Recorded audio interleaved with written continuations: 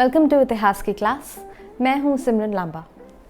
हमने पिछले 3 एपिसोड्स में ह्यूमन एवोल्यूशन को अच्छे से समझा, उसके प्रोसेस को अच्छे से समझा, starting from Australopithecus to Homo sapien sapien. अब नेक्स्ट फेज़ है पास्टोरल नोमैडिज्म का। तो चलिए शुरू करते हैं। इंसान ने अपने एवोल्यूशन के पूरे प्रोसेस में कई तरह के टूल्स यूज़ किए, जैसे कि स्पीयर्स, बोज, एरोज़, और इन सारे टूल्स ने ह्यूमन की 2 चीज़ों पर बहुत ही डीप इम्पैक्ट छोड़ा। पहला था इंसान का हंटिंग पैटर्न और दूसरा उसके एनिमल फूड को प्रोक्योर करने का तरीका।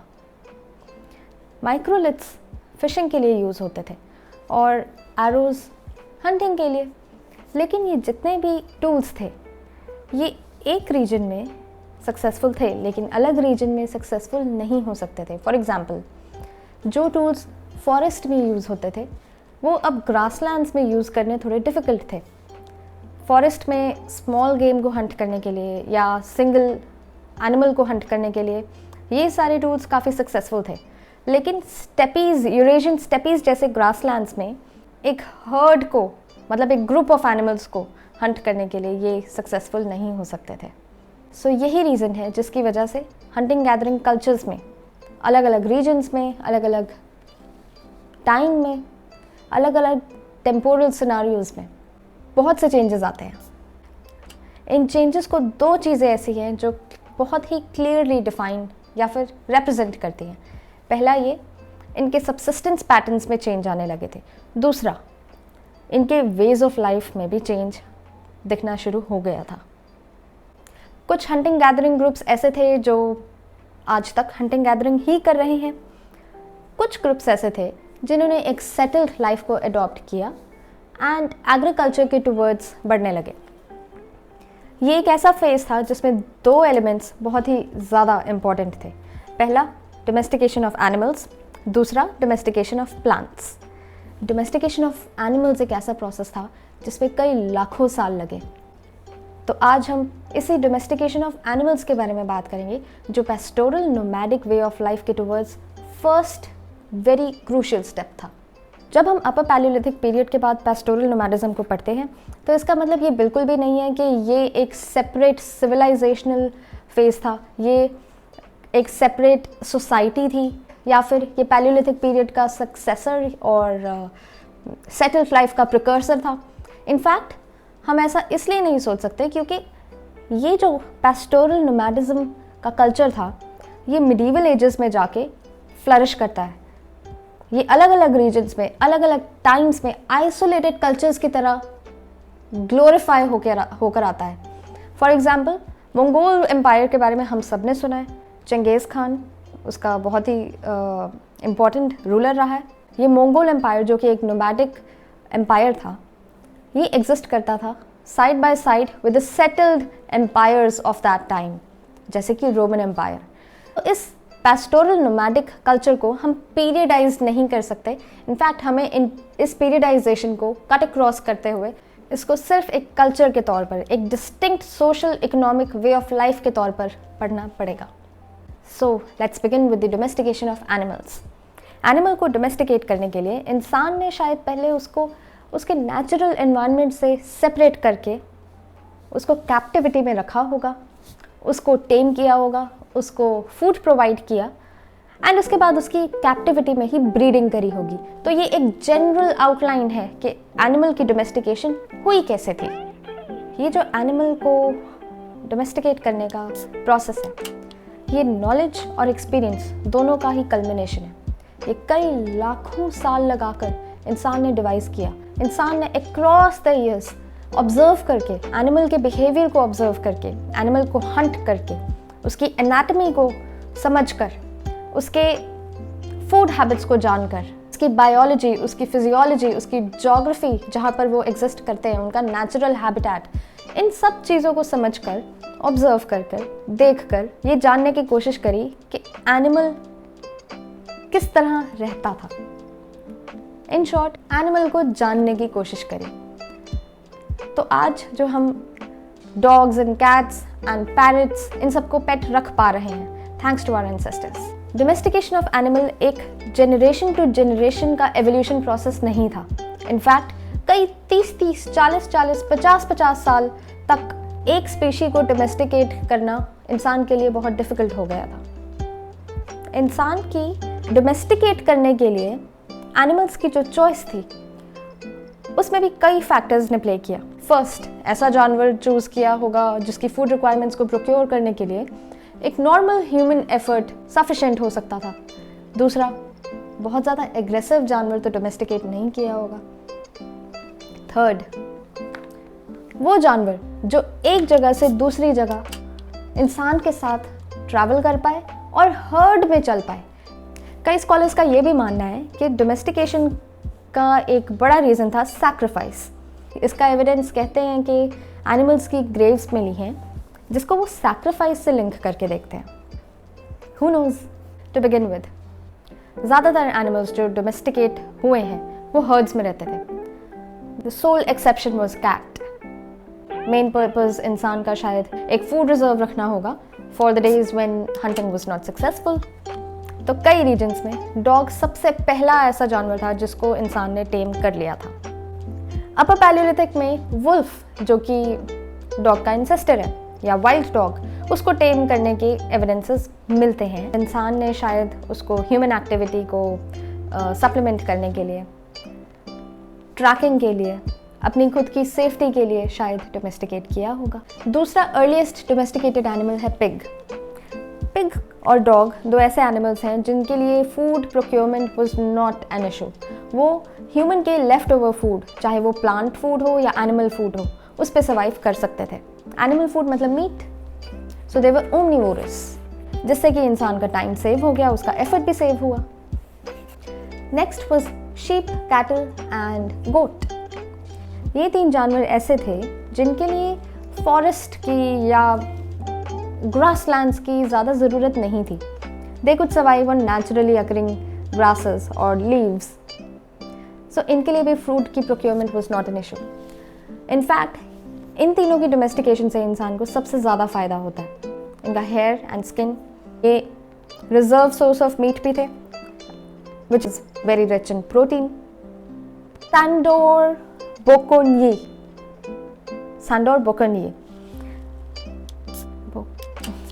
अर्लीस्ट एविडेंस सैंडोर बोकोनयी के हिसाब से वेस्ट एशिया में मिलते हैं। और ऐसा वो कहते हैं कि इसलिए मिलते हैं क्योंकि वेस्ट एशिया में ऑलमोस्ट सारे एनिमल्स के स्पीशीज़ हमें मिल जाते हैं।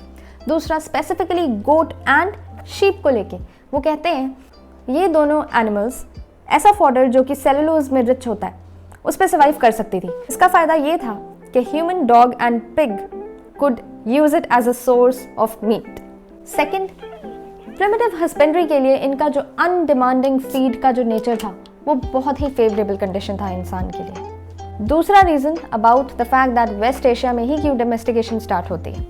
साउथ वेस्ट एशिया में सीरियल्स का वाइल्ड फॉर्म एग्जिस्ट करता था जिसकी कल्टिवेशन और डोमेस्टिकेशन ऑफ एनिमल्स एक साथ ही होते हैं।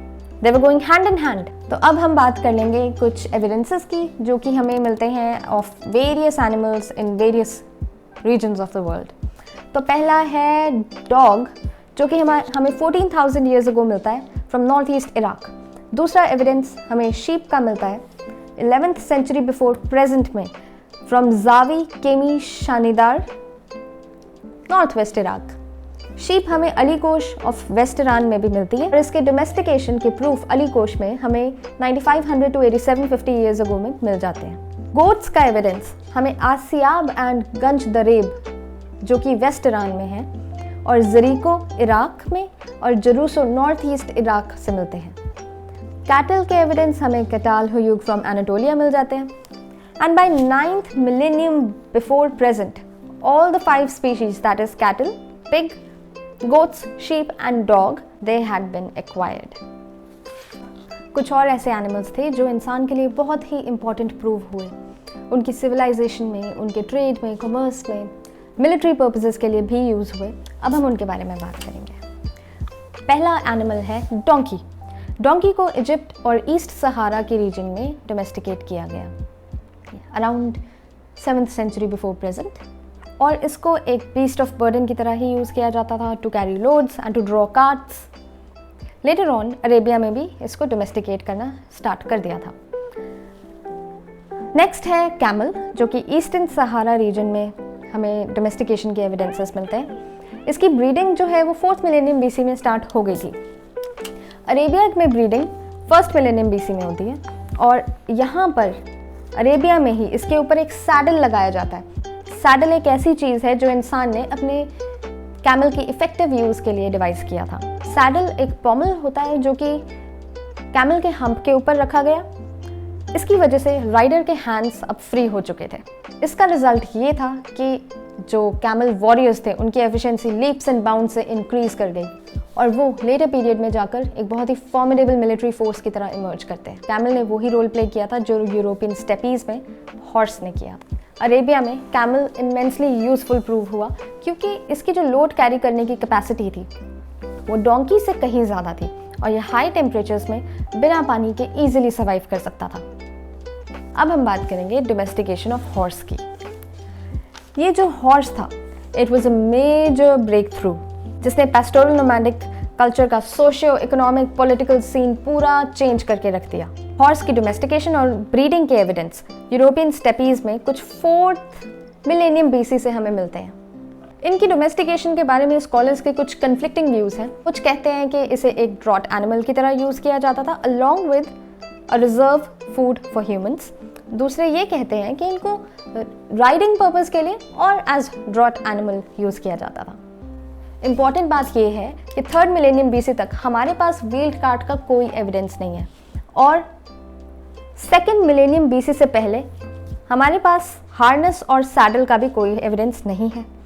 तो ये तो क्लियर है कि राइडिंग पर्पस के लिए अभी हॉर्स यूज़ होना शुरू नहीं हुआ था, लेकिन जब ह्यूमन ने एक हॉर्स की इफ़ेक्टिव राइडिंग मास्टर कर ली थी तब ये मोस्ट इफ़ेक्टिव एनिमल प्रूव हो गया। ये हॉर्स बड़े बड़े ग्रुप्स ऑफ कैटल को मैनेज और लीड कर सकता था। इससे राइडर्स की मोबिलिटी इम्प्रूव हो गई, वो लॉन्ग डिस्टेंस तक ट्रैवल कर सकते थे और इस राइडिंग स्किल ने राइडर को एक अटैकिंग पावर दे दी थी। हॉर्स ही वो सिंगल मोस्ट इम्पॉर्टेंट फैक्टर था जिसने नोमैडिक ग्रुप्स को उनके एम्पायर्स को सेटअप और स्प्रेड करने में बहुत हेल्प करी। अब हम बात करेंगे रेनडियर की। रेनडियर की डोमेस्टिकेशन और हर्डिंग साइबेरिया में प्रैक्टिस होनी शुरू हुई। For example in Uriankhai of Altai mountains, Uriankhai और यूरियांगई। याक्स के बारे में तो सबको पता होगा, जो माउंटेन्स विजिट करते हैं, जिनको शौक है माउंटेन्स में ट्रैवल करने का, दे मस्ट हैव सीन याक्स। याक्स की डोमेस्टिकेशन तिब्बत के हाई माउंटेन्स में स्टार्ट हुई। इनकी herding Mongolia, Manchuria, Sayan, Altai mountains में भी हुई। अब हम बात करेंगे एनिमल हस्बेंड्री की।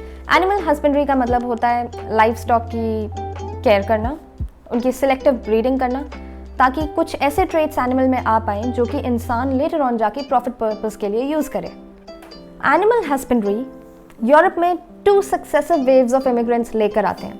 पहला एनाटोलिया से ईगन सी क्रॉस करके ग्रीस और दूसरा एनाटोलिया से डार्डनेल्स और बॉस्फोरस सी को क्रॉस करते हुए बल्कान्स रीच करके। इन 2 सक्सेसिव फेजेस में, वेव्स में, एनिमल हस्बेंड्री को यूरोप में भेजा जाता है। एक इम्पॉर्टेंट फैक्ट टू नोट ये भी है कि शीप और गोट ये यूरोप के नेचुरल एनिमल्स हैं ही नहीं, क्योंकि इनके लिविंग कंडीशंस यूरोप में एग्जिस्ट नहीं करते। लेकिन ग्रीस में शीप एंड गोट ने बहुत अच्छे से अडेप्ट किया। सदर्न इटली में animal husbandry 7th millennium BP मतलब बिफोर प्रेजेंट में स्टार्ट हुई और सदर्न फ्रांस में कुछ 6000 साल पहले। Now that we know all the important facts about domestication of animals, हम easily pastoral nomadism को समझने के लिए एफर्ट कर सकते हैं। लेकिन आज के लिए इतना ही। अगले एपिसोड में हम स्टार्ट करेंगे pastoral nomadism। Thank you.